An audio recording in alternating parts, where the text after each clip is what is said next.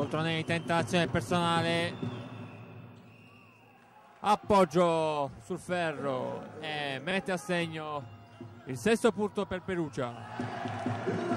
Capitan Ruggero, ricezione del pallone di Cutolo, aspetta l'arrivo di Poltronelli. Poltronelli marcato da Cardillo, prova la tripla. Poltronelli, Ruggero, blocco di Visconti. Ruggero tiene in sospensione, che va a segni, siano penultimi con 5 vittorie e 14 sconfitte. E Cutolo che ha procurato 3 punti di sutura.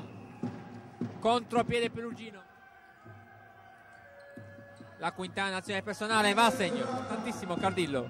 Ancora Ruggero ci prova. E questa volta la bomba. Blocco di Chiarello che viene seguito adesso da Mei. Chiarello prova il tiro in sospensione. Semigancio. Prova a esserci. Riparte l'azione perugina. Poltronelli velocissimo. Non si fa. Serve Visconti. Cardillo. Bellissimo Visconti. 3 secondi alla fine dell'azione. Palla che intercettato il pallone, ma Chiatti riesce comunque a recuperarlo e andare a segno. Tiro in sospensione.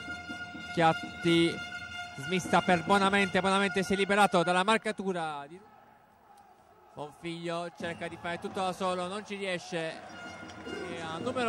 Come centro, numero 11, Ramenghi.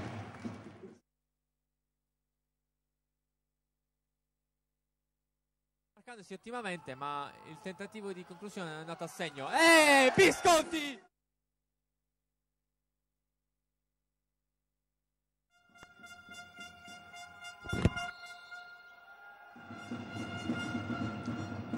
Cutolo, tiro di sospensione, buca la retina, smista per Ruggero, blocco ancora di Visconti per Ruggero. Ruggero va a canestro. La partita